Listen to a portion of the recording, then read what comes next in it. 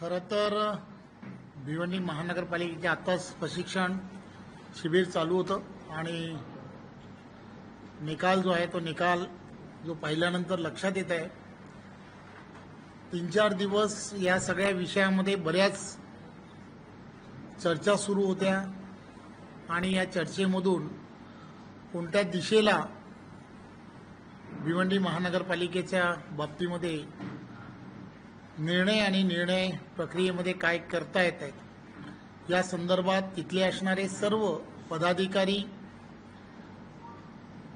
यांच्याशी सगळ्यांशी चर्चा करून त्या संदर्भामध्ये भारतीय जनता पार्टीच्या माध्यमातून कोणी महापौर पदाच्या बाबतीमध्ये अर्ज भरावा या संदर्भात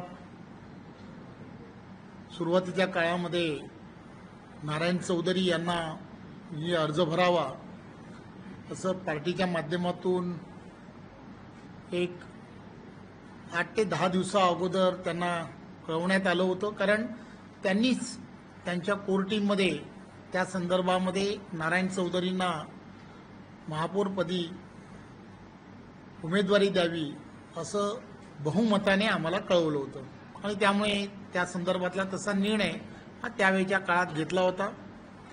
परंतु नंतरच्या काळामध्ये अनेक घडामोडी त्या ठिकाणी ज्या झाल्या होत होत्या आणि त्यामुळे भारतीय जनता पार्टीच्या आम्ही इथल्या असणाऱ्या प्रदेशाच्या स्तरावरती हा विषय जेव्हा लक्षात आला त्यावेळेला कोणत्याही परिस्थितीमध्ये त्या ठिकाणी स्नेहा मेहुल पाटील यांना यानंतरच्या काळामध्ये भारतीय जनता पार्टीच्या माध्यमातून उमेदवार म्हणून डिक्लेअर करावं असं भारतीय जनता पार्टीच्या माध्यमातून कळलं. आम्ही त्यांना कळवलंही. काल पूर्ण संध्याकाळपासून आज सकाळपर्यंत आम्ही नारायण चौधरी असतील त्यांच्याबरोबर काही भारतीय जनता पार्टीचे नगरसेवक आहेत की जे कदाचित बंडखोरी करतील असं ज्यावेळेला लक्षात आलं त्यांना फार समजवण्याचा प्रयत्न केला की आपण असं करू नये, पार्टीच्या विरोधात केलं तर पार्टी तुमच्यावरती कारवाई करेल आणि असं आम्ही सांगत होतो. त्यांना समजवण्याचा अनेक जणही प्रयत्न करत होते, आम्हीही करत होतो. परंतु आता सकाळपर्यंत ते असं म्हणाले होते की हो आम्ही तसं करणार नाही, परंतु त्यांनी बंडखोरी केलेली आहे हे आता निकालाच्या अंती लक्षात येत आहे. त्यामुळे ज्यांनी ज्यांनी पक्षाचा व्हीपच्या विरुद्ध काम केलं आहे किंवा मतदान केलं आहे पक्ष त्यांच्या विरुद्ध कारवाई करणार आहे असं आम्ही सर्वांनी मिळून ठरवलं आहे. अनेक बातम्यांतून असं कळतंय की इकडे तुम्ही कारवाईचं बोलताय पण दुसरीकडे तुम्हीच त्यांना अभिनंदनाचा फोन केला होता अशी देखील एक माहिती समोर येते. शेवटी भाजपचाच एक नगरसेवक महापौर झालाय ते तर बघितलं. खरं तर आता कोण काय म्हणेल यापेक्षाही आम्ही काल त्यांना फार समजवण्याचा या संदर्भामध्ये प्रयत्न केला. सकाळपर्यंत आम्ही त्यांच्याबरोबर समजवण्याचा अतिशय प्रयत्न करत होतो, परंतु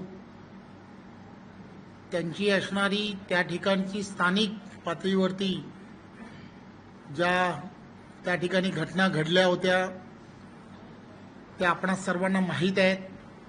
त्या ठिकाणी असणारे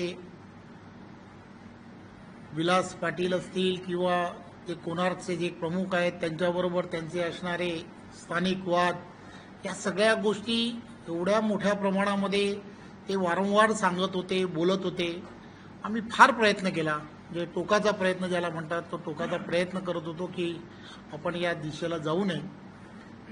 आम्हालाही उमेदवार यासाठीच बदलला होता की जेणेकरून त्यांच्यामध्ये वाद आहेत म्हणून मग दुसऱ्याला कोणाला तरी उमेदवारी द्यावी म्हणूनच आम्ही स्नेहा ताईंच्या बाबतीमध्ये जो विचार केला तो त्यासाठीच केला होता. परंतु या सगळ्या गोष्टी आपल्याला अधिक माहीत आहेत. त्यामुळे आत्ता तर या संदर्भात झालेला निकाल आपण सर्वांनी पाहिला आहे. त्यामुळे आम्ही पार्टी म्हणून जो निर्णय करायला पाहिजे, ज्यांनी कोणी बंडखोरी केली आहे त्या सर्वांवरती आम्ही कारवाई करणार. धन्यवाद.